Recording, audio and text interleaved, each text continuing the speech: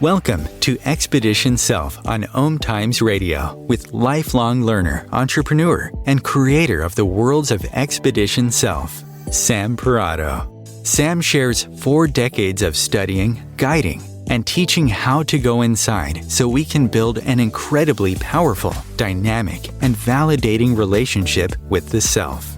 Expedition Self is laced with stellar, unexpected insights about what it means to be human. Listen now and ignite your self-development process with Sam Parrotto. Hello, it's me, Sam Parrotto, and you are listening to Expedition Self, where I talk about exactly how to go inside and open up relationship with all of who you are, your feelings, the parts of you try to push to the side, your dreams, your intellect, your past, everything. And today we're talking about how to cultivate being in love, which to me means how to be the one who creates a raging love affair. And it's part 2, because I realized last week when I did part 1 of this conversation that I overlooked something. Besides, I had a lot more to say about the subject, of course. And it's kind of a big thing, the thing I overlooked, because most people think of raging love affairs as being unfaithful in your committed relationship. Never even crossed my mind, because that's not really what I'm talking about. I'm talking about the feeling of being wildly in love with someone, being pulled to work outside of your norm because you've gotten caught up in those rapids of love. And oftentimes, we connect mostly with that feeling when it happens unexpectedly outside of our routine. People think that's a super compelling thing where it just sweeps you away. So I'm not actually talking about how to have an affair. I'm talking about how to have the feeling of that inside of your most important relationships. And of course, this means all your relationships, not just the romantic ones. Every piece of the manifesto that I started last week, and I'm going to continue this week, every piece of it is really applicable to every relationship that you engage in. And that, I think we get lazy. We take people for granted and we don't put ourselves out, right, with everyone in our lives. So, yeah, I'm hopeful this conversation ignites that place in you where you realize you've been settling or overlooking what was possible, and you can't help yourself but to write your own manifesto. I wanted to tell you what happened last week. Is there I was on the radio show, and somebody in the house lit incense, but it didn't smell like incense. It smelled like a fire. And so I'm talking about having a raging love affair, and I'm starting to imagine that like something's happening in my house, and I'm thinking, I can't get off the radio. I have to stay here, right? I hope there's nothing on fire. And it went on for like 10 minutes. I thought, wow, talk about virtual meets real life, So anyway, all right. So let's dive in here. All right. That's right. Okay, I had to find my notes. So where I started last week is I had written this manifesto a few years ago about how to have a raging love affair. And because I wanted to live my own romance novel, and I totally believed it was possible. So I shared a number of my declarations in part 1, but I didn't really get to go to all of them.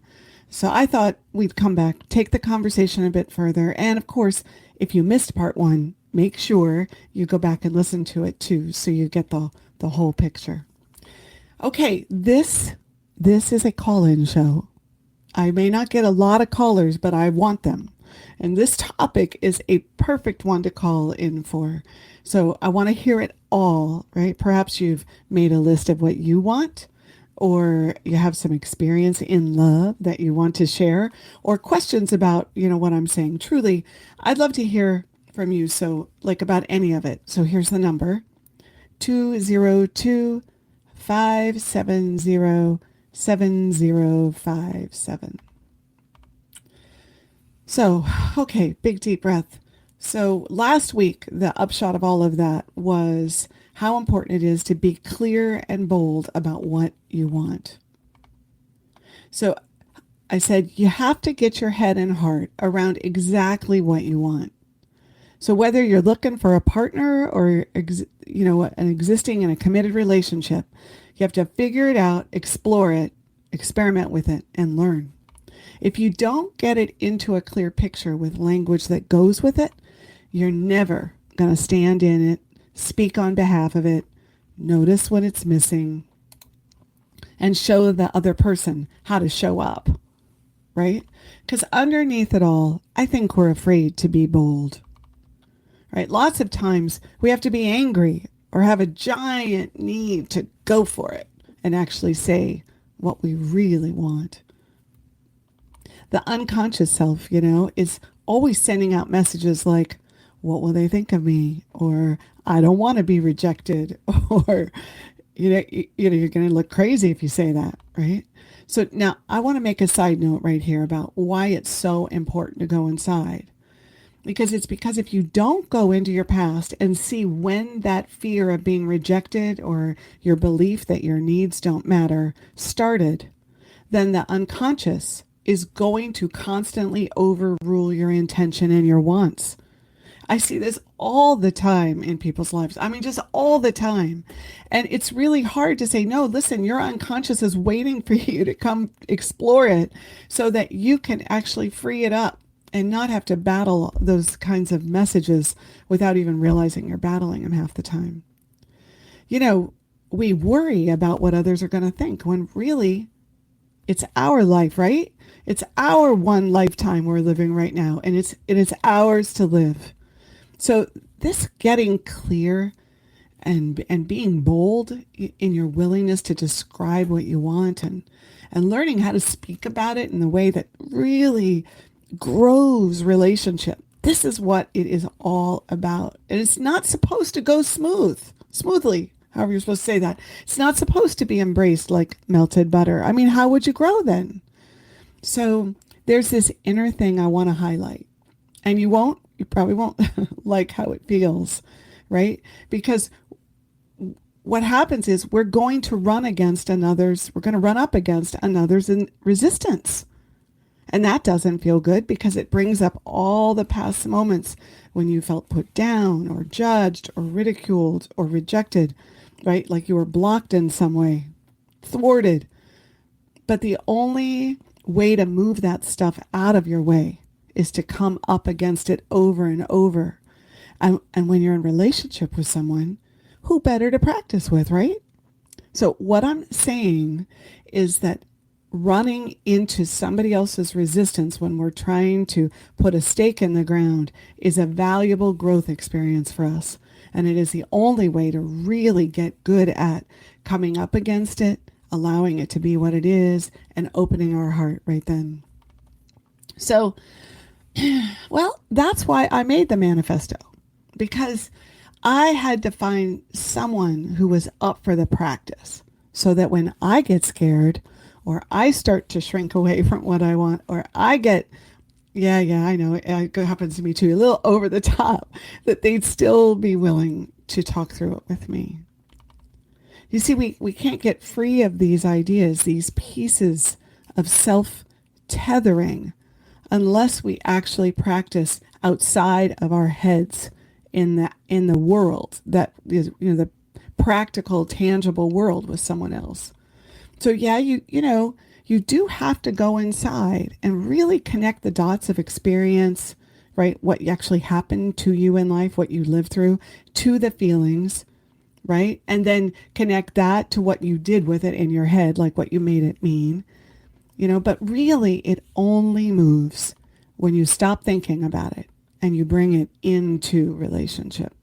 Like when you put your very clear needs out there and begin to navigate that dynamic between you and the other. So that's what I'm saying. If you want to have a raging love affair, then you're going to get clear on what you have to be committed to so that foundation for taking risk and communication is laid.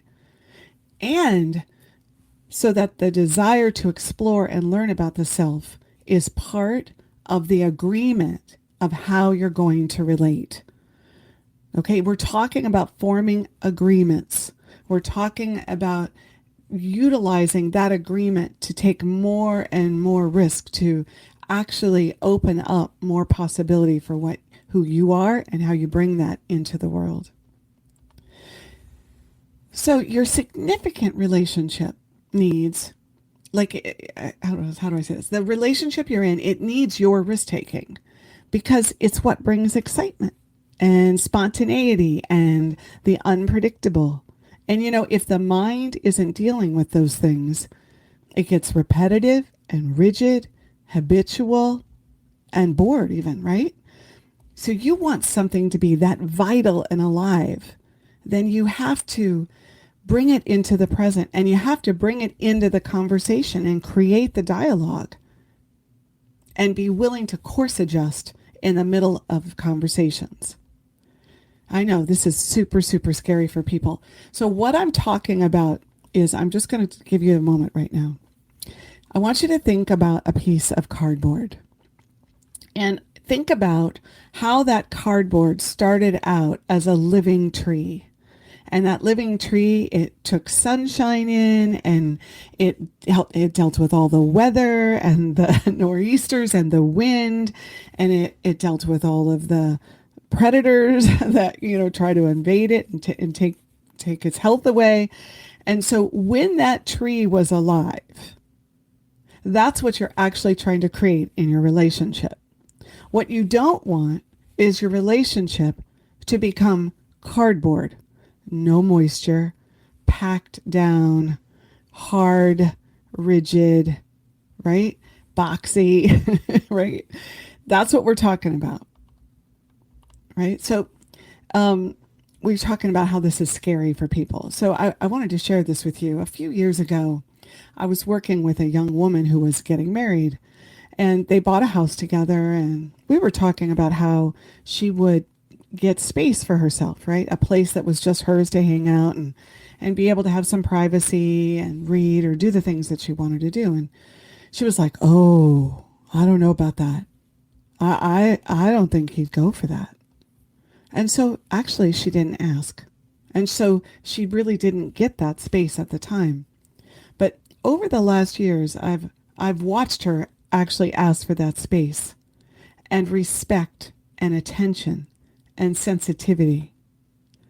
She actually took the risk to have that room that was only hers. But it really correlated back then that asking for a place for herself in the house was the same as asking for him to treat her in the way she really wanted to be treated. And it was a risk. And it was a big risk. And those are the kinds of things that happen to us, is that we don't realize that when we have a need and we're scared to ask for it, we're scared to speak about it, that what it's paralleling is a place where you're actually saying, I matter, I have a need, and I'm willing to make this a real relationship. See, this stuff matters to the quality of our life, a life well lived, to feeling as if we're the architects and the authors and the artists of our lifetimes. So how many of you like to pre-think how a conversation is going to go so you can be ready for that reaction? Or I'll hear things when I ask someone a question like, when I talk to them or interact, I feel like I'm in the hot seat. And I think, well, heck yeah. Like, test your psyche and your whole self to be able to be that present and not know how it's going to go. This is something we humans just don't want to do. We just don't want to do them. So there's a couple of nuances here. I'm not suggesting you speak everything, you blurt everything you want, and you don't care or pay attention to the other person's response or reaction or experience of it. No, that's not like relationship, co-created relationship. But I am saying that this kind of real-time awareness, where you bring your wants and you don't know what's going to happen next, is the very way you build true skill, where you get out of having to pre-plan as a way to stay safe and acceptable, and where you can work with the fresh download, right? That your brain wants to provide for you to create this level of aliveness, not cardboard, right? That's not possible without this risk of self I'm talking about. This willingness to get in and actually see what happens. So you'll know you're risking when your palms are sweaty, or your heart beats harder, or maybe you feel sick to your stomach, or you're antsy. I know, I know, right? You say, well, why would you do this? We want to be comfortable in relationship. I want to feel familiar. I want to feel safe. And I'd say, well, because you deserve to have what you really want in your relationship. And although safe and comfortable is part of it, you deserve a raging love affair kind of space to flourish and grow. And that's something we have to put intention into. Otherwise, we'll just keep defaulting more and more to what's comfortable, what's habitual. Make the relationship safe enough for you to be personally unsafe so you can bust through all those beliefs about your deservability. Now, I'm going to say that one more time. You want to make the relationship safe enough for anything and everything that comes through so that you can be personally unsafe and bring it and bust through all those beliefs, those constraining perceptions you have about yourself, the fears, all that stuff you have about your deservability. Okay, we're going to break. When we come back, we're going to talk about distance.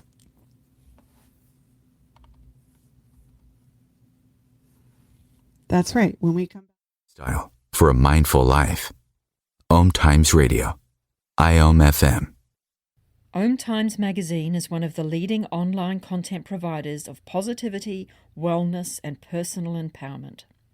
A philanthropic organisation, their net proceeds are funneled to support worldwide charity initiatives via Humanity Healing International. Through their commitment to creating community and providing conscious content, they aspire to uplift humanity on a global scale. Connect at omtimes.com. OMTimes, creating a more conscious lifestyle.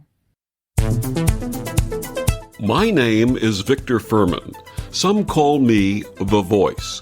I've always been fascinated with human nature, spirituality, science, and the crossroads at which they meet. Join me Wednesdays at 8 p.m. Eastern on OMTimes Radio, and we'll explore these topics and so much more on Destination Unlimited.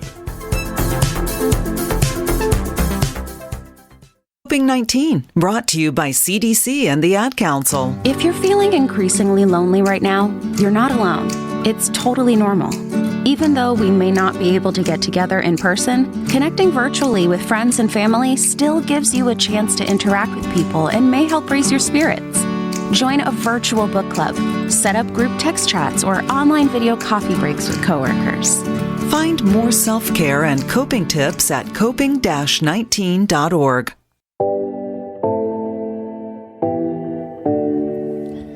Well, you're back at Expedition Self, and I'm Sam Parrotto, and we are talking about raging love affairs and cultivating the deep, profound love that you want. And before I dive into the next phase of this conversation, I just want to say that if you're somebody who happens to be listening to this on a day when it's not live, but you'd like to catch it live, just go to samparrotto.com. And you can register and you'll get a notification about an hour before I go live on Wednesday afternoons, just to help you remind you that we're here and you might want to come and actually chat with me. All right. So while we were gone, right, we said, okay, we're going to come back and do more on distance. So here's the big bold statement. Distance destroys relationship. And I'm talking about emotional distance. Right. And emotional distance gets created in tons and tons of little ways. So we have to become very vigilant, big time watchers and seekers of noticing where emotional distance happens. So I talked about emotional distance last week. So this is what happens when we don't bring out places where we're unhappy, dissatisfied, confused, or hurt. Right. Each and every time something isn't shared, it's going to represent a little dollop of distance. And every moment that we allow that distance to happen in the relationship, rather than actually wanting to ask about it or understand it or get closer to it, it's another dollop. It's another dollop. So being someone who watches distance means you're going to be someone who's also initiating conversation about this distance. And this means you've got to get agreement from that other person about being willing to talk about distance or to talk about the relationship. You've got to both understand and pursue understanding distance in a similar way. And you got to be able to bring it up in a way that doesn't trigger, right, defensiveness and retreat. So you have to have an agreement for this.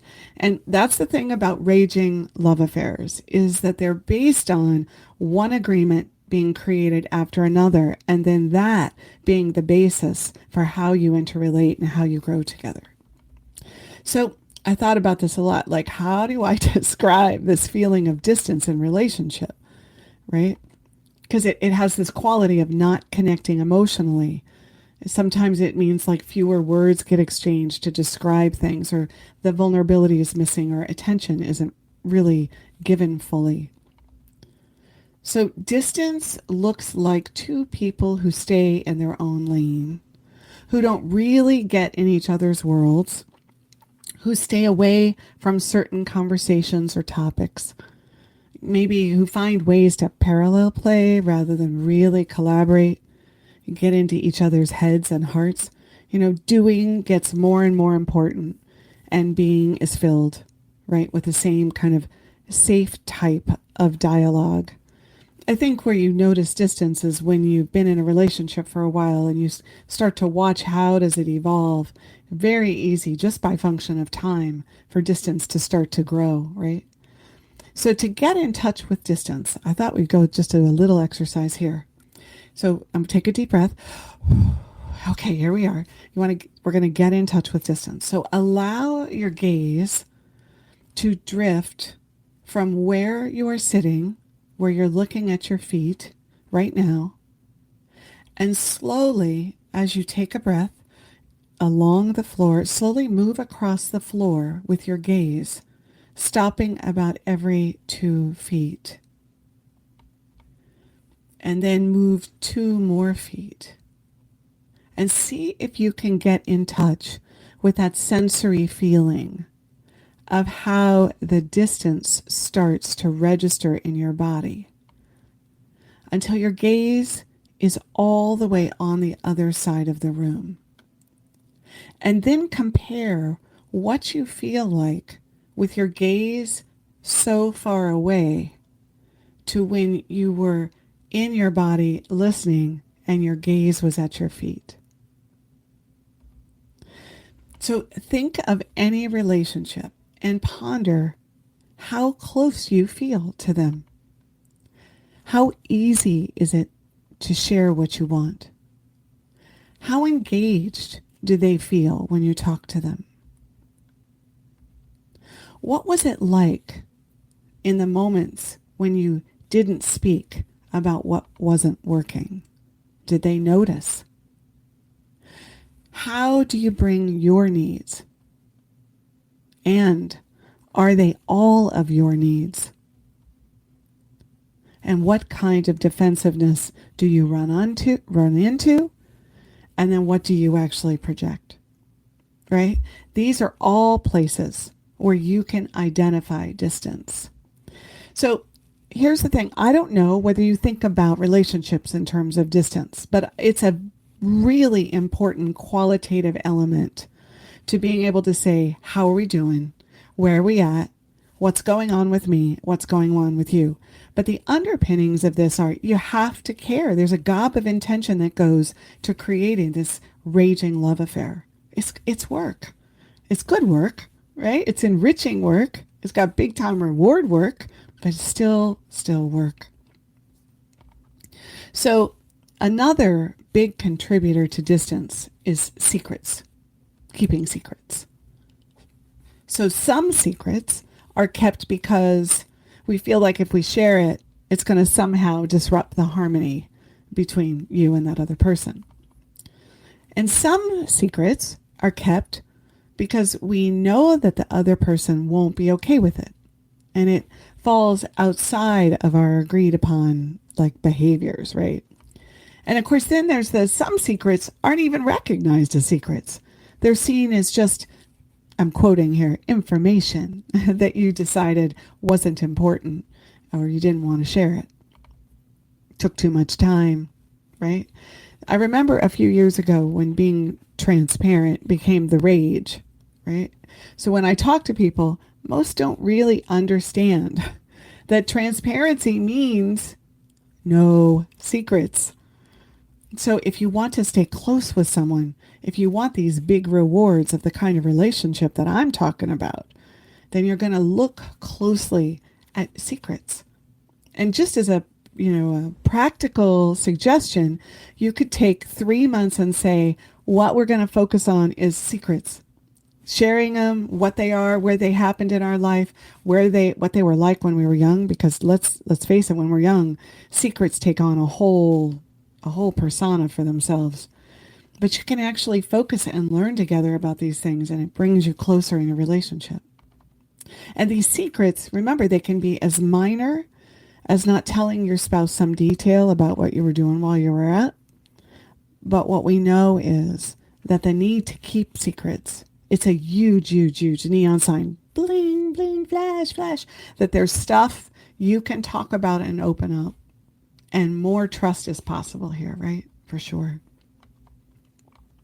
So, okay, I'm going to give the phone number again. This is a good time if you're like listening and thinking about relationships. 202-570-7057. So I wanted to share another excerpt from my manifesto that goes kind of with this piece of distance and secrets.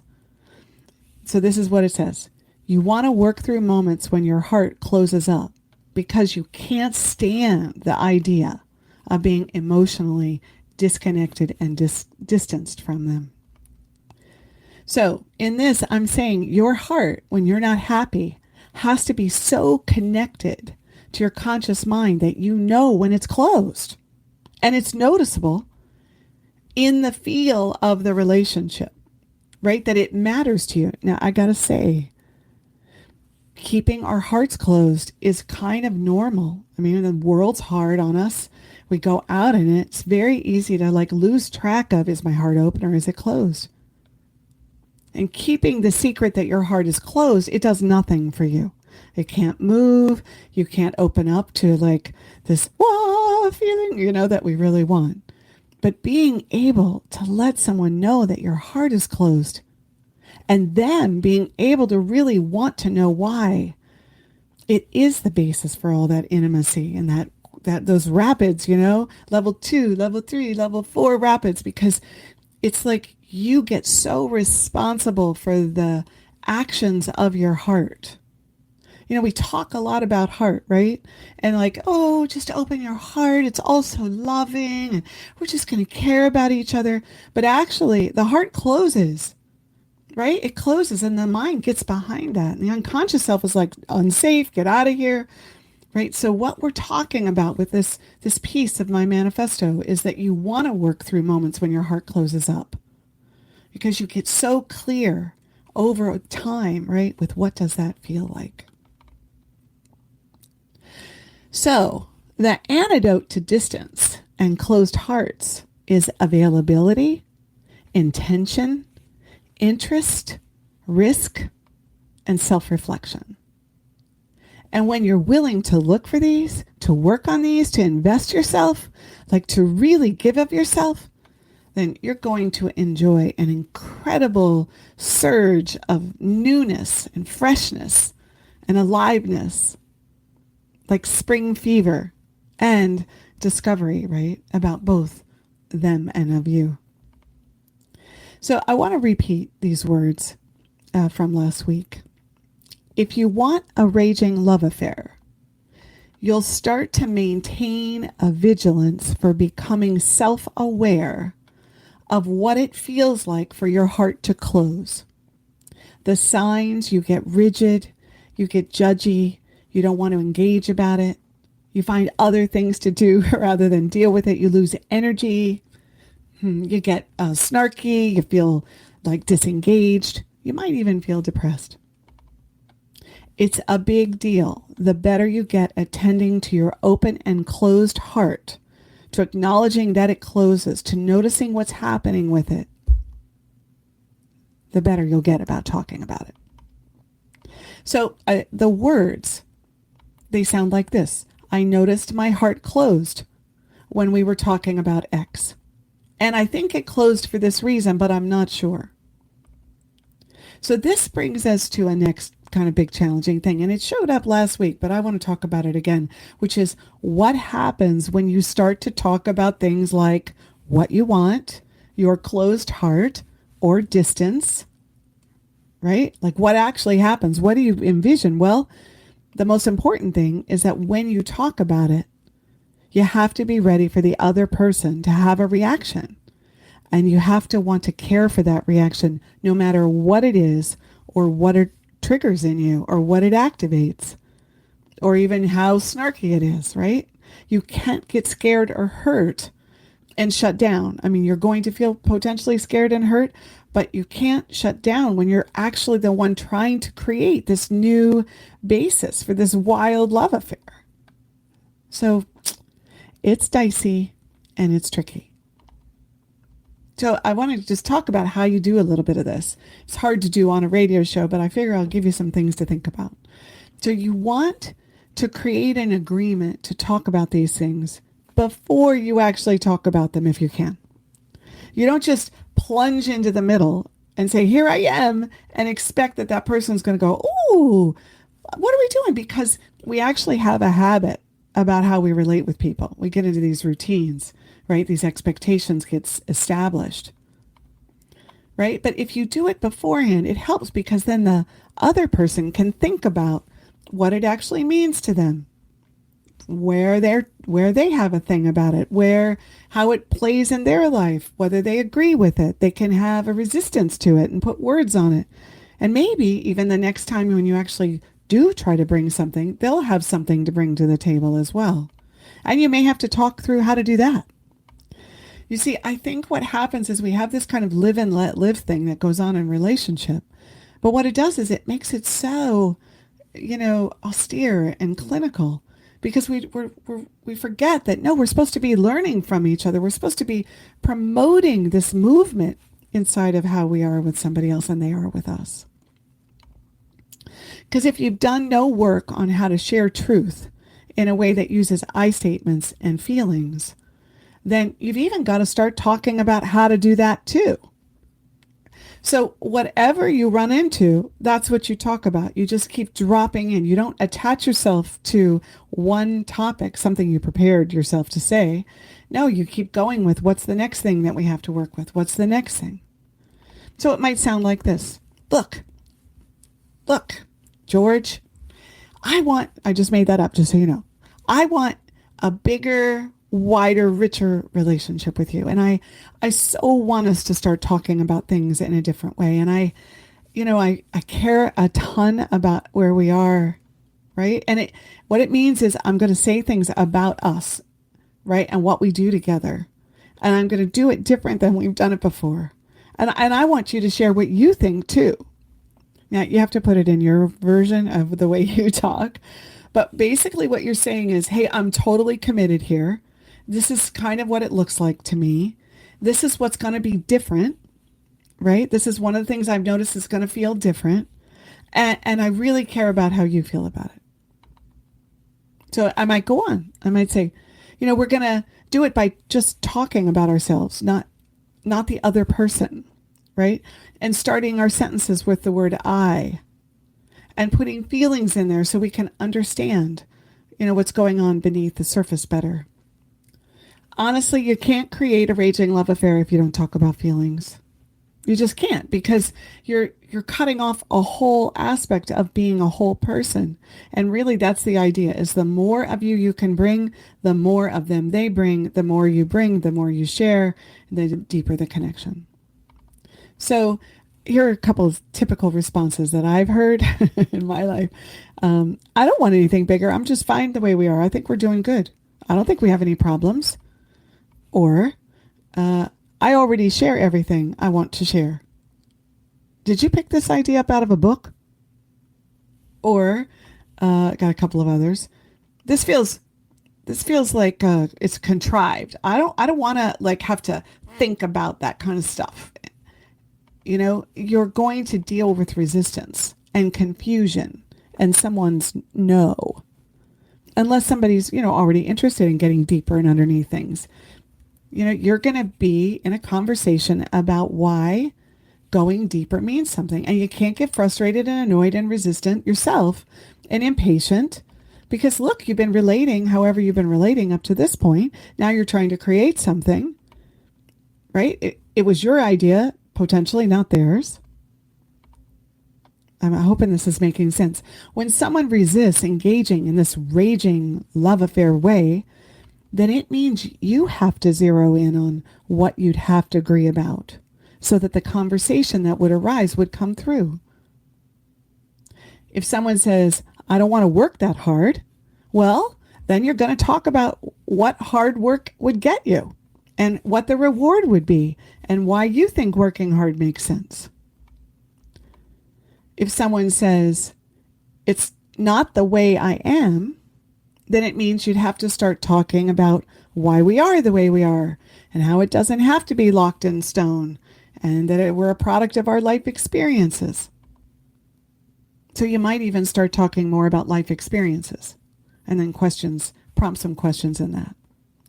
Okay, when we're back, we're going to go to the next piece of my manifesto.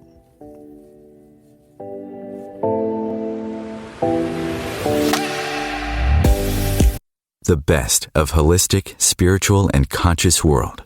OMTimes Radio. IOM FM. Ascending Hearts is no ordinary dating site, but a spiritual dating site with a purpose, to link you with your soulmate. We engineer the serendipity so you can trust that you will attune with someone that has the same matching vibration as you. Ascending Hearts, the conscious dating site for the spiritually aware. Try Ascending Hearts for free. AscendingHearts.com. Imagine yourself being transported to India, to the banks of the Ganga and an ashram in Rishikesh. Visualize that you are welcome to satsang with an American sannyasi who shares the wisdom of her guru. Your visualization has manifested. Join Sattvi Bhagawati Saraswati for inspiration and transformation every Thursday at 11 a.m. Eastern on OMTimes Radio. If I could be you, and you could be me, for just 1 hour. if you could find a way, To get inside. each other's mind. walk a mile in my shoes. Walk a mile in my shoes. Walk a mile in my shoes. We've all felt left out. And for some, that feeling lasts more than a moment. We can change that. Learn how at belongingbeginswithus.org. Brought to you by the Ad Council. Walk a mile in my shoes.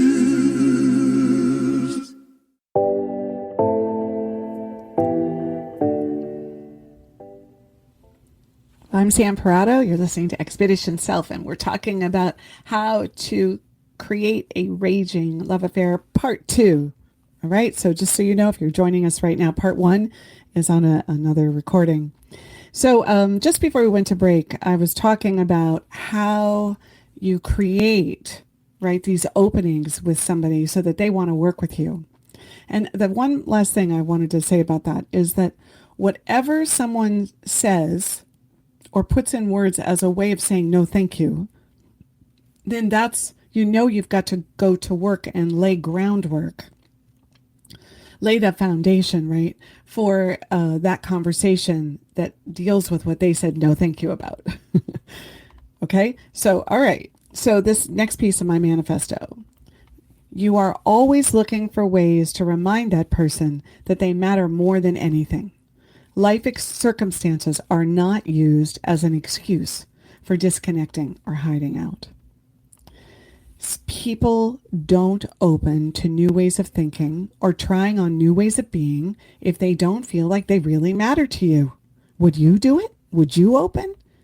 See, they have to feel loved and accepted and appreciated. That's really at some level what you're trying to create for yourself. So if you start these new conversations from a place where you're trying to change them as if they're the problem because you don't like how it is, well, it's likely not going to go so well, because you are actually trying to expand who you are, not fix them. You know, your conversation that's focused on these new agreements, these new ways to connect, it's you who is experimenting with stretching and standing for what you want. And you are the one practicing with how to work with your power to create it. I had a male client a few years ago back who would say, I shouldn't have to tell them I love them or why I love them. They should just know it. They should trust it, that if there's a problem, I'm going to tell them. Well, I got to tell you, there's two things off about this logic. The first is that if a person isn't willing to share their feelings frequently because they feel them, why would you ever believe they tell you when there's actually a problem? And the second issue is that it sets up this dynamic of waiting for the shoe to drop, of the other person longing for what they're not getting. So rather than creating a firmer foundation for the two people to get deeper and more connected and intimate, it's creating a more insecure, lacking, and distant relationship. There's no raging love affair going on there. See, a lot of what people say when they don't want to talk about their closed hearts or notice distance or be responsive, to interacting together in a more expressive way, is that they're just scared and withheld. I mean, let's face it, we're fraidy cats about, we don't want to get hurt or feel exposed. And really the trick here is, right, we don't want to do it within ourselves, let alone with someone else. That's why a manifesto is just so important, because fear will win out and you'll be totally deprived of having this awesome, heart-melting relationship that I'm talking about. Because you see, a manifesto creates a place to return to when your unconscious self wants to run and hide. It gives you a basis to say, I know I agreed to look inside and show up no matter how much I didn't want to. But right now I'm not doing that. And having that contrast between what we said we wanted and what we're doing, it brings you back to the conversation. Remember, you're the one who's practicing. And when you do that, you have an opportunity to build a new level of trust with the other person, because instead of backing away from the opportunity to go deeper, you actually lean in and push those boundaries that made you want to avoid it to begin with. Okay, here's another piece of my manifesto that I think fits right about here. You want to give generously all of the time because it's rewarded by deeper levels of intimacy within yourself and a more powerful sense of engaging with life. Pride and ego are indicators that you're probably defended, and they ask you to become vulnerable about your deeper feelings. If you push to become honest as much as possible, knowing this is the currency of a long, passionate, and totally engaged love affair. See, the reason I wrote this, especially in such a strong way, is because it's easy to stop giving. Life gets in the way. It doesn't feel received the way you want it to, or you don't think it matters anymore. But being giving and noticing when you don't want to, it's a huge piece of the journey down those rapids. Generosity, filling in the extra spaces that the other person doesn't handle, offering words of encouragement when that other person is actually withholding. Yeah, like generosity, it's the great equalizer for the ego. It's a great equalizer because when your ego and pride are running the show, generosity is likely the first thing to go. Oh my gosh, that rhymed. Did you catch that? I'm going to say it again. When your ego and pride are running the show, generosity is likely the first thing to go. Oh, that's so cool. Okay. All right. Back to what I'm supposed to be doing. So that's really fun. Having a raging love affair and creating one means that you're working with your power. And your power comes from being willing to share, being generous, speaking your truth, taking risk, being vulnerable, and getting in the other person's world and standing for what you want. But there are power dynamics between the two of you that are always going to be part of the conversation. I'm going to do a show about power in the coming weeks, but for now, I want to say that looking for how someone employs their power in relationship is super important to learning and growing together. Overpowering, underpowering, taking space, receiving, victim-like reactions, all of this is at play when you're on the river.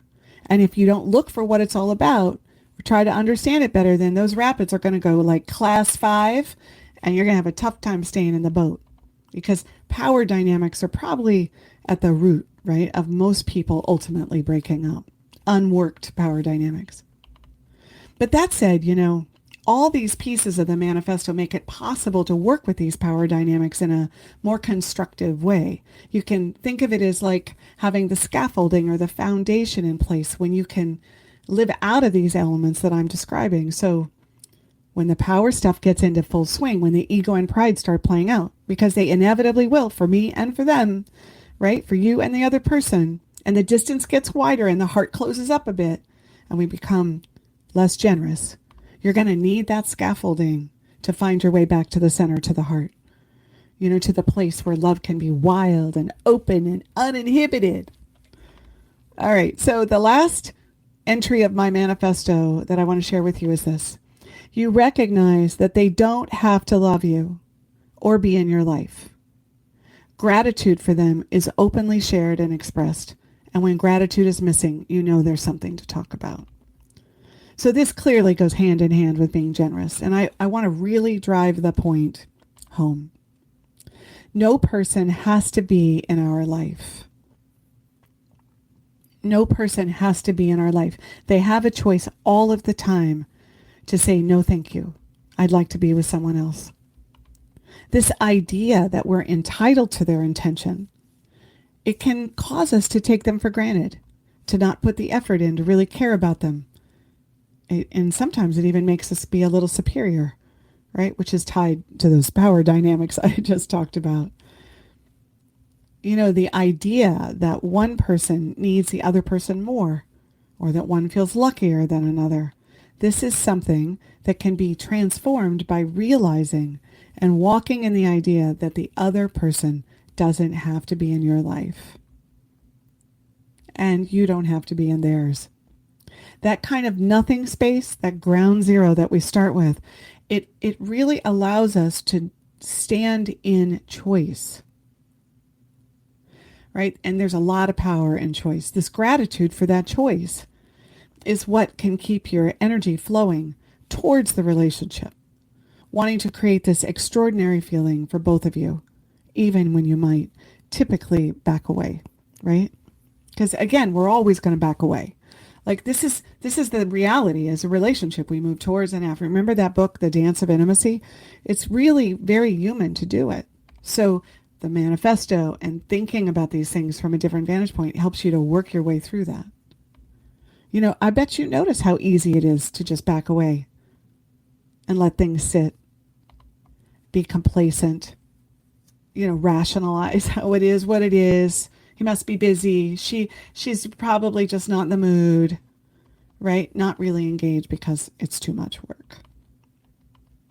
See, I keep talking about all the ways to help you bring this intentional focus to your relationship because it's incredibly human to just get lackadaisical about it all and let the comings and goings of life fill the space. So I guess, in summary about all of this idea of having a raging love affair is it comes down to how much you believe that you can have it and that you are the source of creating it. And when you think about it, a lot of times we go through life as though it's happening to us, that we just have to go along with what's been given us, that it's really all we've got to work with. And everything about going inside is definitely about building your relationship to your own power and your own power to create through conversation, through dialogue within yourself and dialogue with others. And the better you get, the more skilled you get at those words and how to represent what's inside and really listen to what's going on with someone else, the more everything flourishes inside of your life.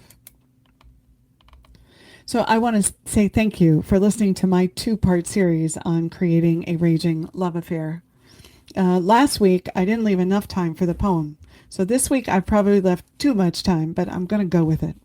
So this is called The More Loving One, and it's by W.H. Auden, who was alive from 1907 to 1973.